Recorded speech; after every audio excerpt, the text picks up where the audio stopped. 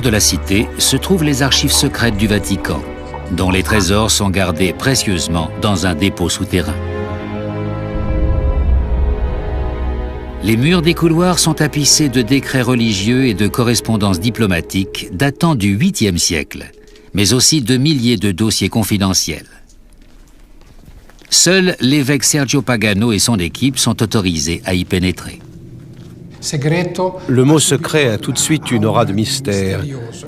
Les historiens savent qu'à la Renaissance, on désignait aussi les archives et les bibliothèques des princes comme secrètes.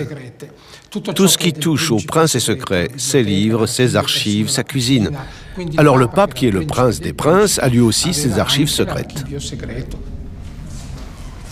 Bonjour à tous les Bantous partout où vous êtes, que le Tout-Puissant bénisse son peuple en abondance. Les Bantous qui sont au-delà du fleuve de Couche comme réfugiés, qui ont été dispersés. Le mot dispersé, ça veut dire qu'ils ont été éparpillés.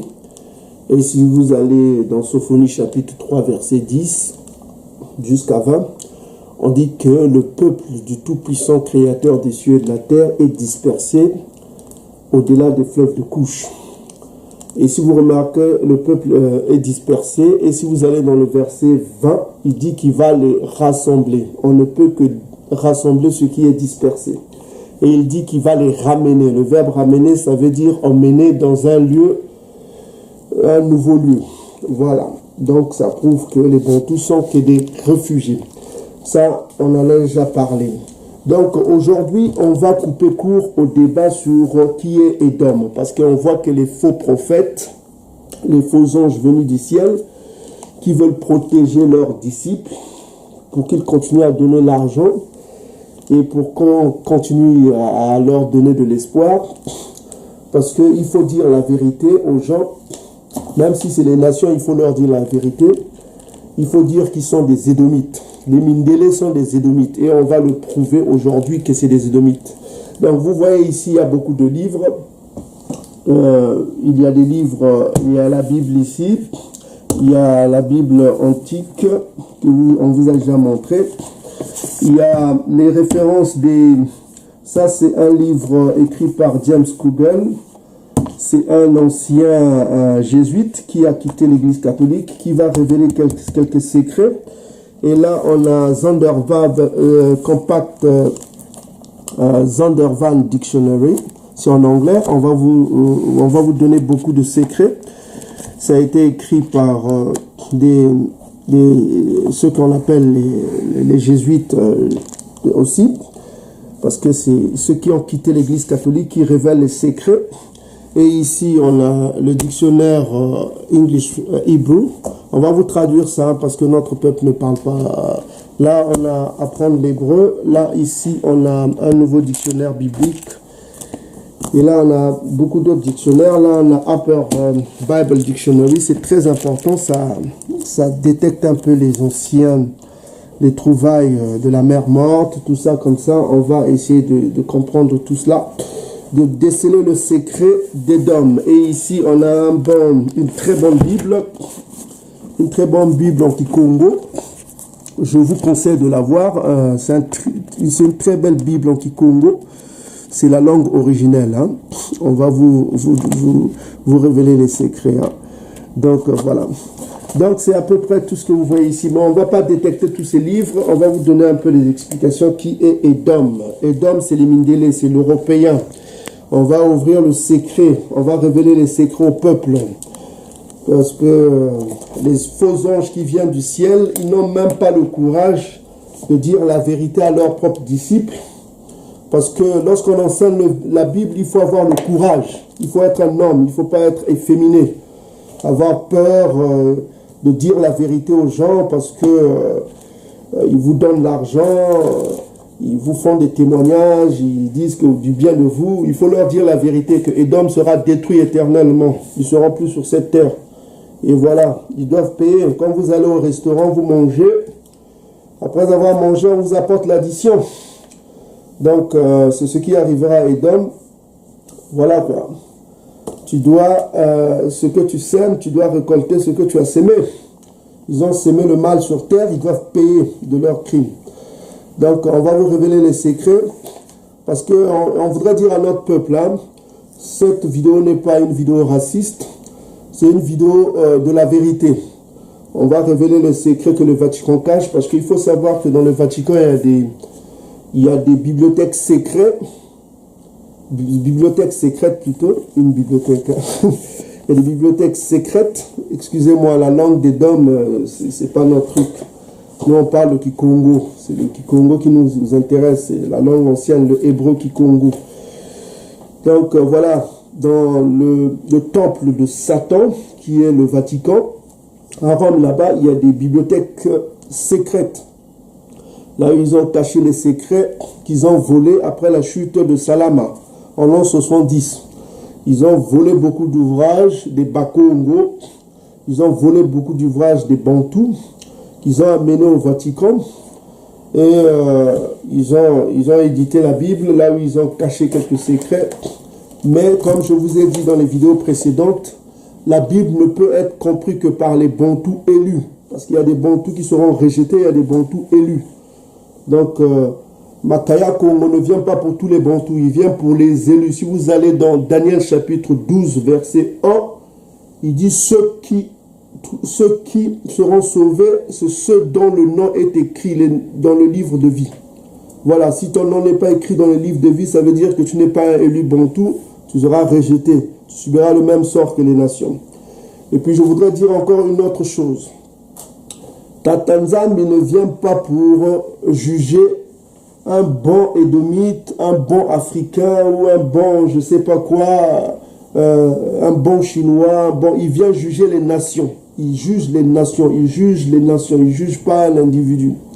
Quand les Bantous ont été jugés avec la captivité assyrienne, avec la captivité perse, avec la captivité babylonienne, avec l'oppression gréco-romaine, tous les Bantous ont été jugés, y compris même les prophètes. Ézéchiel, Isekaye, ce que vous appelez Ézéchiel, Isekaye, il est allé en captivité avec le peuple Bantou. Il était un prophète de Tata Nzambi. Malgré ça, il est allé en captivité, il a souffert avec tous les Bantous. Donc il a été jugé avec tous les Bantous.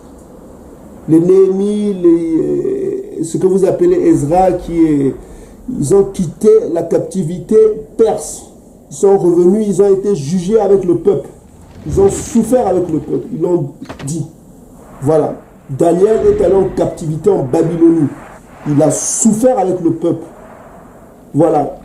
Il n'a pas été exclu. Donc, ce n'est pas parce qu'un édomite est bon, il fait du bien au Bantou, il fait du bien au Bantou, il est bon, il est juste, je ne sais quoi, ce que vous pouvez dire. Et Dom, là, sera jugé avec son peuple, il souffrira avec son peuple, il périra avec son peuple. Point barre. C'est comme ça et c'est écrit. Si vous allez dans Joël chapitre 3, verset 1 à 3, il dit qu'il vient juger les nations. Il vient juger les nations, il ne vient pas juger un bon édomite. Ah, celui-là, il était chrétien, il prie, il lit beaucoup la Bible. Non, le Tout-Puissant n'est pas là. Quand il a jugé les Africains, il a jugé les Soninké, les Peuls, les anciens Égyptiens, les Yoruba, tout ça. Quand il a jugé les anciens Égyptiens, il a jugé tous. Il n'a pas vu que la fille de Pharaon avait élevé Massa, Moïse, que voilà, elle était bonne parce qu'elle a élevé Moïse, elle a tout ça. Non, non, non, non, non, non, non, non, non. Il a jugé la nation égyptienne. Et il a tué tous les premiers-nés, même le premier-né de Pharaon. Voilà, il juge les nations. Donc ne vous trompez pas avec les faux prophètes qui viendront vous dire que voilà, oh, un bon édomite, il sera sauvé. Ça, on en parlera dans d'autres vidéos. Mais aujourd'hui, on parle d'Édom. Qui est Édom? Édom, c'est l'homme européen. Donc, on vous a déjà montré dans les vidéos précédentes qui est Édom. Vous pouvez aller voir notre vidéo sur l'ennemi de Tata Nzambi, les ennemis de Tata Nzambi. Vous aurez beaucoup de révélations. Pour ceux qui sont spirituels, ils comprendront.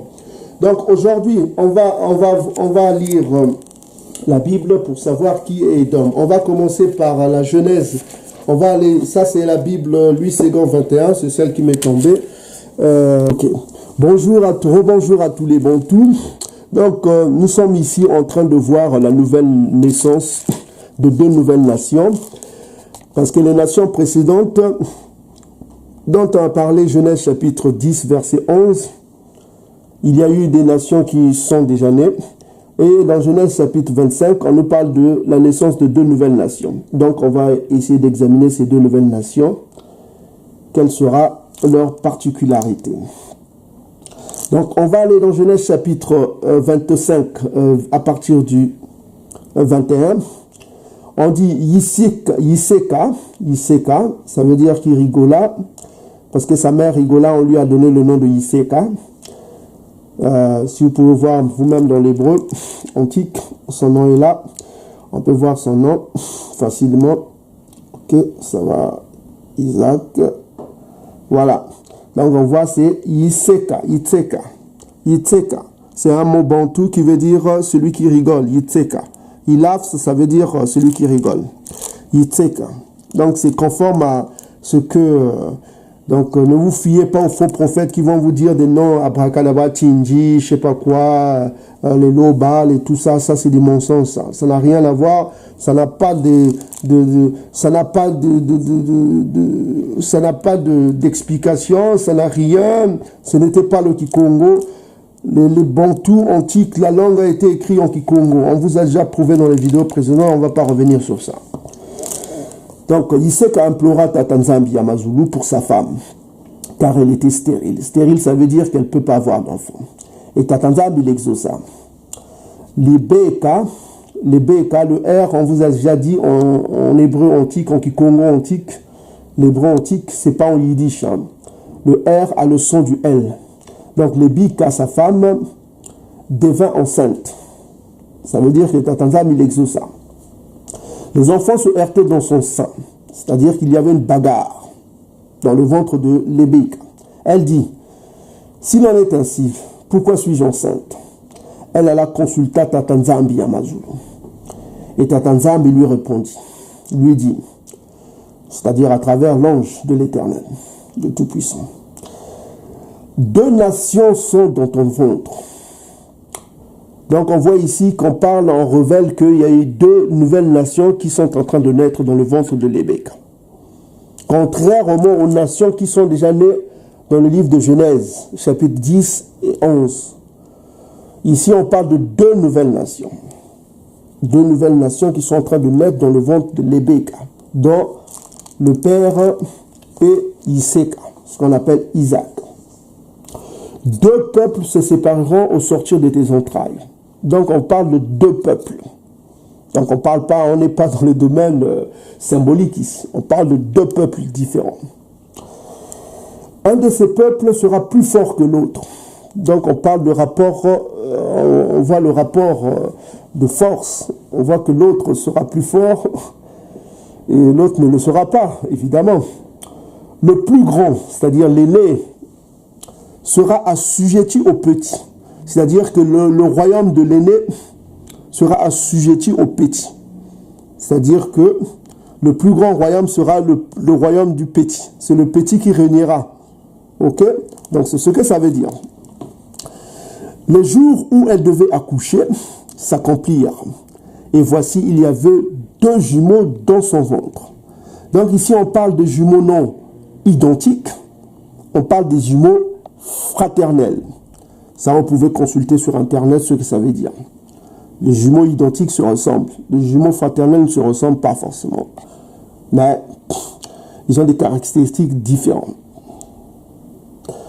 Le premier sortit entièrement roux. Retenez bien ce mot, roux. Donc on voit que roux dérive du rouge. Comme c'est une comparaison. Hein. On ne dit pas il était... On dit comme c'est une comparaison. Lisez bien, hein. Il faut lire avec l'esprit, pas avec les émotions. On dit comme, c'est une comparaison, comme un manteau de poils. Ok? On ne dit pas qu'il avait des manteaux de poils, on dit comme un manteau de poils. Donc sa couleur ressemblait à un manteau de poils. Certainement que les Yiseka et les Beka avaient un manteau